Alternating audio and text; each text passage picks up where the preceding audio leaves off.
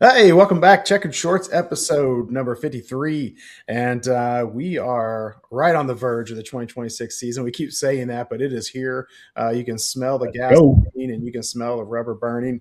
We're all excited for this first part of the season. This episode, just to preview a little bit, we are going to talk about the first four races, give a little sneak peek into those, and just discuss the intricacies of them and what we might be able to expect. And but before we hop right into that, we always want to go to our history lesson. There's some people that have really enjoyed that, understanding that IndyCar is steeped in history, making it America's racing. And so, Brian Dinwiddie, Professor Dinwiddie, what do we have? Episode 53. All right, boys, pop quiz. The number 53 on a race car. Who was it? What car was it? Anybody? I know one. Herbie the Love Bug. Ah, you got it. Boom! The Love Bug. And it does have an Indianapolis connection. For all of our viewers, they're both older than I am, so I know who Herbie the Love Bug is and the car is. But yeah, they watched it. They released a movie in the early 2000s with Lindsay Lohan. That's right. They redid it, and that's the Indianapolis connection, because in that Lindsay Lohan version of the Love Bug, they actually raced at IMS. So that was the connection there. Also, 53 was the age of the oldest ever IndyCar winner. Wow. Which happened in 1993 at Phoenix. Was that Scott Dixon? It was not. I thought maybe it was 53 and 93. 93 in Phoenix. And the Yeah. guy was 53? The guy was 53 years old. You should know this one, I think. Is it AJ? It was not AJ. Right. But you are really close there. It was Mario. Mario Andretti won. He was the oldest. I don't think that that makes sense. Sometimes I miss Mario as being way older than AJ, I think. Okay. Yep, there's your history lesson for today with the number 53. And where was that race? Phoenix. Phoenix. We're going back. And we're going back. That's right. And how old is Scott Dixon this year? He's not quite 53. Oh, okay. I'll look. They maybe be breaking records. Maybe. Well, that's good. That's a good one. I like that. I like that the guys, we've been talking about the 45. We've been talking about the youth of this lineup, but to know that there are guys that can stay at the top of their game that long in an IndyCar seat, maybe give some of these other guys a little more hope. You know, we make jokes about Scott and his age. We talk about Will Power sometimes as well, but obviously those guys are at the top, near the top of upper echelon of drivers in IndyCar, even with this great lineup we have. Was he running full time at 53? I believe he was. Oh. I believe that was the Kmart car. He and Michael, I think, were teammates at that point with Newman Haas. I mean, Dixon's 45 right now. Yeah. 8 more years of yeah, dude, could you? I mean, that'd be pretty impressive. Mario's definitely the Iron Man of auto racing. Yeah. All right, cool. Nice touch there. Nice touch. All right. So these first four races that we have coming up in just a couple of weeks, we'll refer to them as the parade lap of the season. We got race 1 through 4. Some things of note before we even start talking about the tracks themselves and how they set up is the fact that one of the things that we had our strongest opinion about last season seems to have been remedied. And that is you build a bunch of momentum and then you come to a screeching halt. So these races line up with St. Pete, just a 6-day turnaround to Phoenix, a 7-day turnaround to Arlington, and then we do have an extra week break in there, 14 days to Barber in Alabama. So as far as the season setup goes, that's kind of a nice, refreshing start based off of the last couple of years. No, I agree. I love the timing there. I think especially with this past week, you had the test at Sebring. Next we got a test at Phoenix. Then we get into those.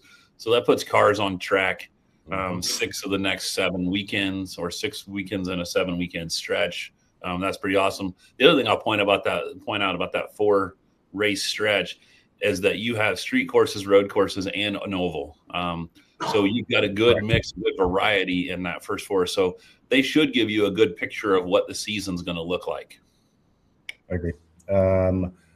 St. Pete, they're adding the NASCAR trucks to that weekend, which is just another jolt to both programs, and just to that place is historic down there, and it's an awesome way to start the season per usual. Going to Phoenix, a true small oval. That's what IndyCar is trying to get. Well, I don't know if they're trying to get back to, but I hope they try to get back to. So they're showing their hand in that. That's a NASCAR weekend, so that's awesome. I'm not thrilled about the Arlington race. I get why they did it. It's more of an event for that area and getting viewers. And I think of it a lot as the Nashville race, which wasn't great racing before they pulled the plug on the actual road course. But I understand why they did it, and I'm not mad about it. The race, I hope I'm wrong, but, last time they raced in Nashville when Dixon won, literally half of the laps were ran under yellow because of the road course configuration. So, and then Barber is Barber, awesome track in Alabama. We're talking offline that we want to get there sooner than later, the next couple of years. But no, the parade lap, if you will, Keith, pretty stoked for it, and it does give all 3. I don't think last year, when was the first oval we had? 500. Yeah, definitely. If you consider that, I mean, that's different than Phoenix for sure. So the next one wasn't until the true first oval was probably St. Louis, I think. Right. Yeah. Mm-hmm. So great job by the committee and everybody involved getting those the first 4 under the belt for sure. Well, let's take a quick look at each of them individually. St. Pete, you referenced it. It's a street course. It's got plenty of history. Uses a airport. So you got one runway is the long stretch down the chute. 1.8 miles, 100 laps. 14 different turns. Everyone talks about driving. The joke is, can you make a right-hand turn? In this case, you got 5 left-hand turns and 9 right-handed turns. It's a race that has had some interesting scenarios in the last couple of years. Going into that turn 1, it seems like there's always some kind of mess. Yeah. So it's going to be interesting to see how it pans out. And if my bold prediction for 26 comes true, then we need that. We need someone to qualify well. So maybe Pelot's not out in front when all the mess happens behind him, something that he's going to have to chase instead of everyone chasing him. Yeah. You have 3, kind of 4 different winners in the past 3 years. Pelot, Pato, who finished second, ended up getting awarded it because the Newgarden cheating scandal, and then Ericsson won in 23, if you remember that. So that's good for the race, right? I think it's always – I think you have to qualify well up there to give yourself the better chance. So I think that's but, yeah, you got to knock Pelot off. That pole position, I think, would really help anybody.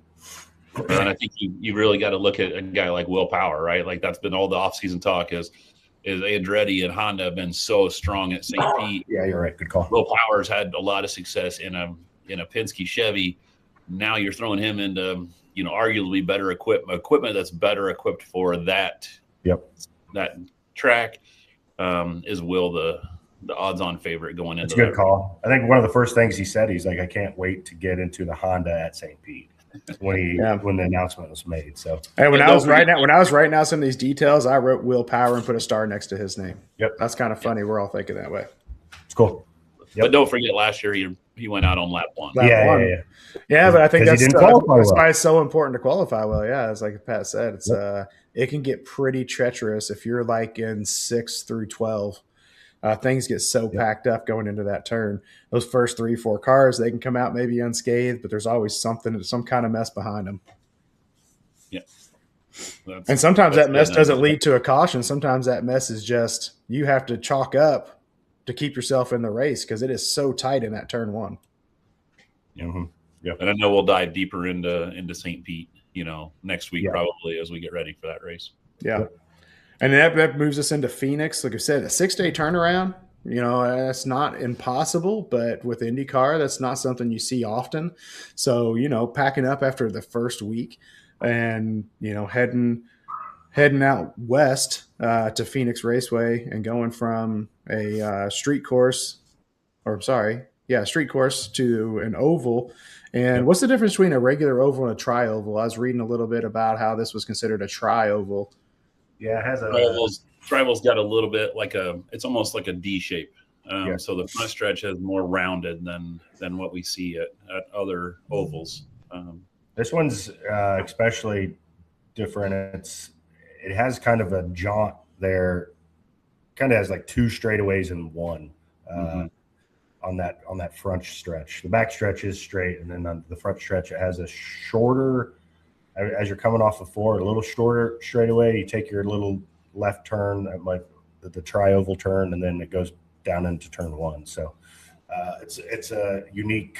You can't relax too much on this on the front stretch. I heard it described as that turn as a dog leg. Right? Yeah, so if you're yeah. familiar with golf courses, not quite as steep, I guess, of a turn, so they can probably hit that corner at a little higher rate of speed. I assume that makes for some passing opportunities, maybe going into that turn. Well, it certainly you have to keep on your P's and Q's. You don't have time to relax on the front. You can't get mixed up on the front stretch and back stretch. That's for certain. I do that in video gaming sometimes. I'm like, oh, this is the front stretch. So then I'm into the wall. It's a 1 miler, I think. Haven't been there since 18, I believe. I think you're right about that. Newgarden took that one home, so it's going to be back for sure. Most importantly, like we mentioned, I would think the oval guys, the historic oval guys, have to have some advantage with this oval being so early in the season. So in the mix, I mean, I guess traditionally you could see guys like Newgarden, Pato, Pelot, Dixon. This would be a race. The first race will really miss Connor Daly. I could see him on this scenario. He's so brave going in high into the turns on the ovals. I could only imagine if you have this dog leg turn, him going in there, pushing as hard as he could out there on the wall. They did Will and Newgarden did tire testing out there, I believe. This is probably even a month ago now. So, and then we're testing there this week, I believe. So, yeah.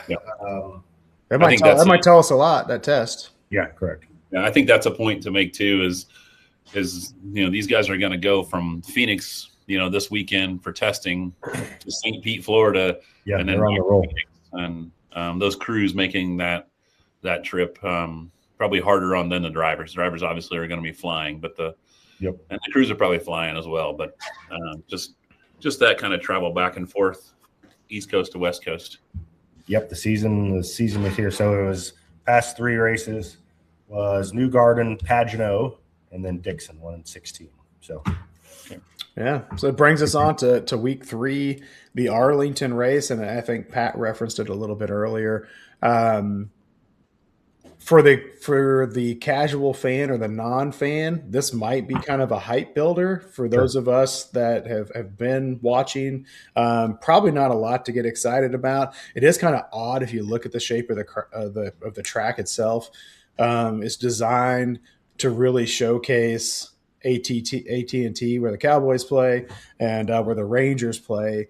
I don't know that it's designed for the best racing. Right. No, but what it is designed for is speed. And I think this is one of those things that Fox really promoted. And, they've said that's the fastest racing on the planet. You've got, we definitely see that at IMS, but now you're going to see a street course where they're going to get up to 180 plus miles per hour. I like that. Yeah. That allows the fans that are going to be able to be there, allows for the TV angles to really show off what these Indy cars can do. So I know you talked about not being excited for it, Pat. I kind of am. I want to see what, we hear that they can always do things bigger in Texas. Yeah. So let's see what they can do. It's a return. I mean, we've been at Texas Motor Speedway over the years, don't have that opportunity anymore. Here's a chance to get back down to that fan base. And let's just see what happens. Yeah. And I think, Keith, you mentioned fastest racing on earth. Last year, I think we all, after the St. Pete race, we're all kind of, I don't know, that the greatest race ever, was it? And then Fox is promoting the heck out of it. And then we followed up with a non-oval. So to Dinwiddie's point, getting there the third in Arlington and still promoting the fastest racing on earth. Hopefully we can put a little oomph behind those naysayers. Fastest racing on earth this time.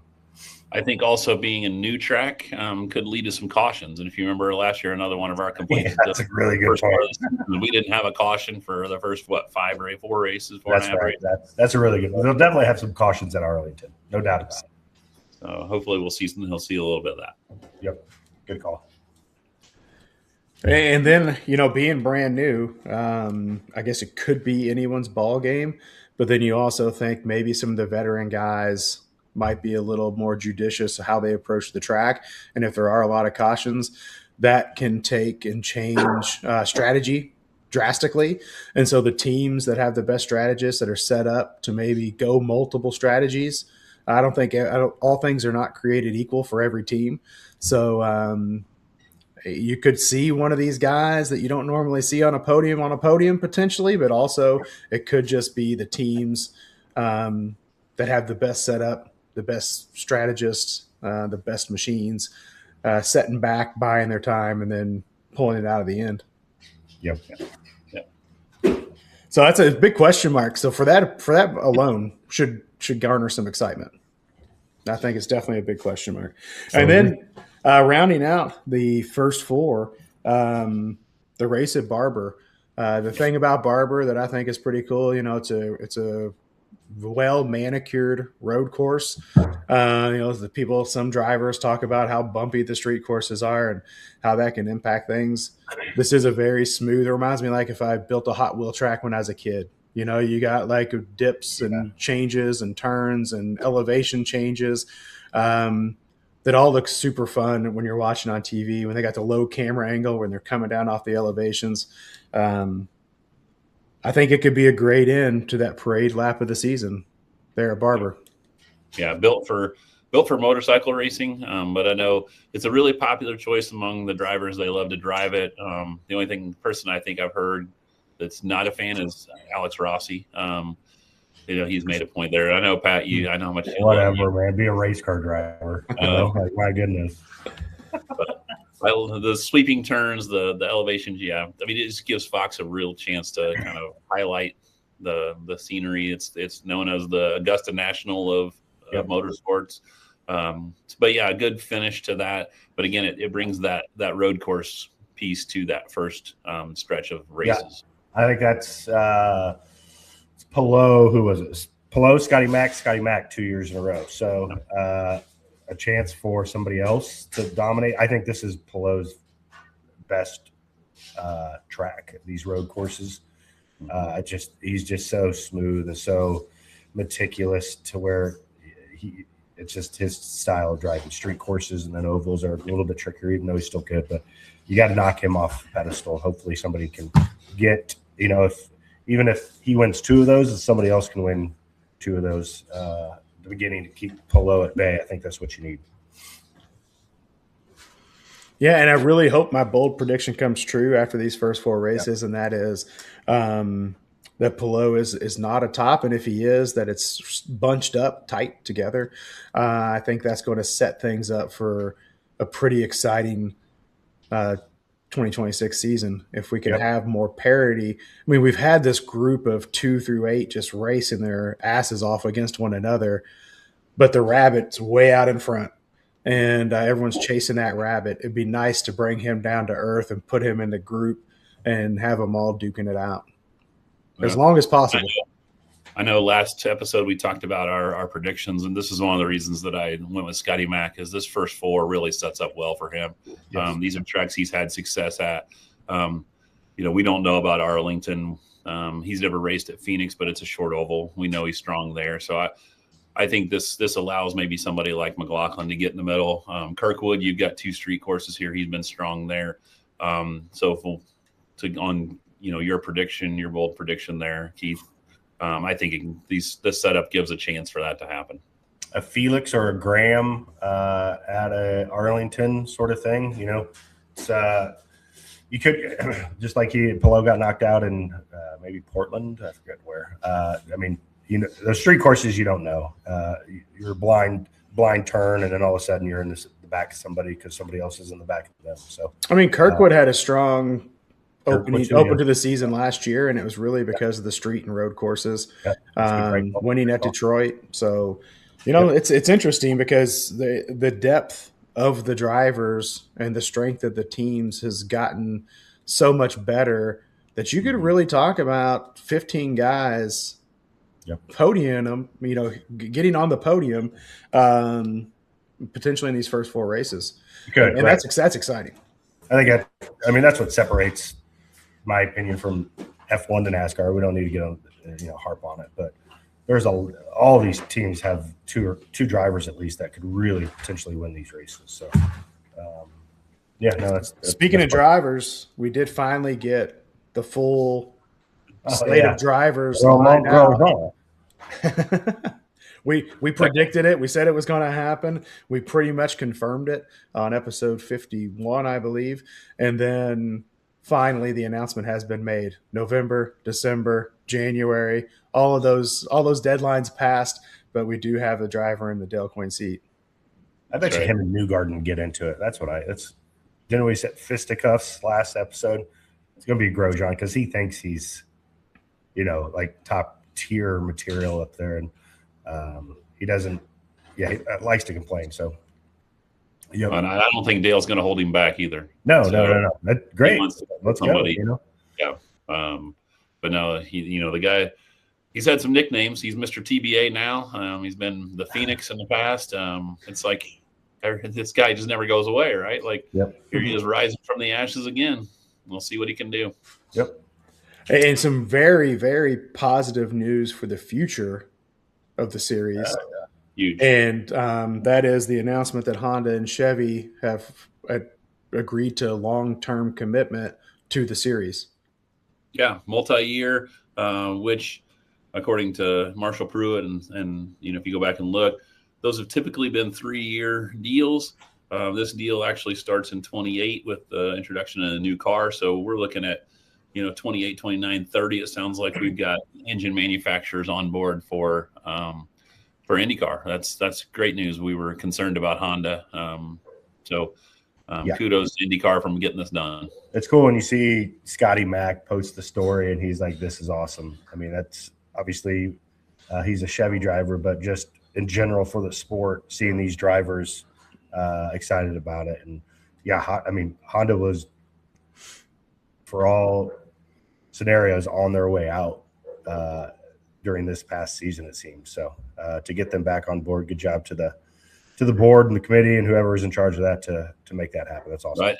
So I think Doug Bowles has to be commended here. I think he has made the statement. The first thing he did when he took that role as president of IndyCar is he started meeting with engine manufacturers and making those connections. He already had the connection, but really started having those conversations. And it just seems like Doug is the one who makes things go. So thank you to Mr. President for his work with this. Well, I think people are seeing it, the trends and the Fox Sports, and just it is working. You know what I mean? This is only season 2 of having Fox. So I think just little things, and other people are seeing it other than just this normal fans like us.